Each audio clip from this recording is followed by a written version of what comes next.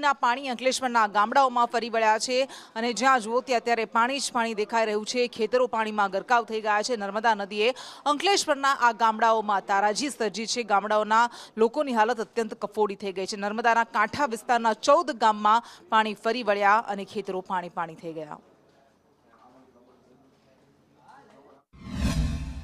આજે સરદાર સરોવર ડેમમાંથી જે પાણી છોડવામાં આવ્યું એ પાણી અમારા ખેતરોમાં ભરાઈ ગયા છે, જેથી અમારા પાકને નુકસાન થયેલ છે।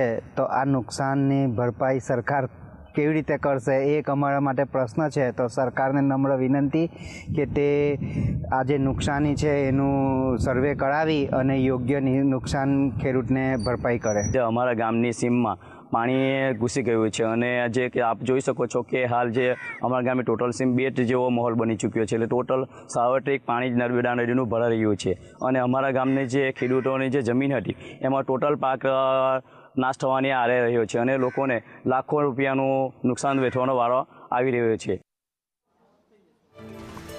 તો લાખો રૂપિયાનું નુકસાન થયું છે, કારણ કે જે ખેતરોના પાકને પરસેવેથી સિંચ્યો હતો એ પાક અત્યારે પાણીમાં ગરકાવ થઈ ગયો છે। ધરતીપુત્રોની હાલત કફોડી બની છે। શાકભાજીના પાકને પણ વ્યાપક પ્રમાણમાં નુકસાન થયું છે। આ ઉપરાંત ડાંગર સહિતનો અન્ય પાક પણ પાણીમાં ગરકાવ થઈ ગયો।